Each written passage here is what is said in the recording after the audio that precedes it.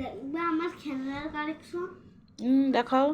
এই যে এটা হলো ঘোড়া, তারপর এটা হলো ডাইনোসর, তারপর এটা হলো এলিফ্যান্ট, আর এটা হলো মাস্কটা পরে তো তোমাকে চেনা যাচ্ছে না, তুমি কে? আর হলো এই স্প্রিংগুলো হলো ঘুরে, এই যে এর কালেকশন আমার কাছে আছে। বাহ, তাই আজকে এগুলো কিনে নিয়ে আইছো? আর এটা হলো সেল, এই যে এই সেল শক্তি, এটা হলো সেল। তো তোমার খেলনা দেখেছি, তো এখন উঠাই রাখো, এখন ঘুমাতে হবে।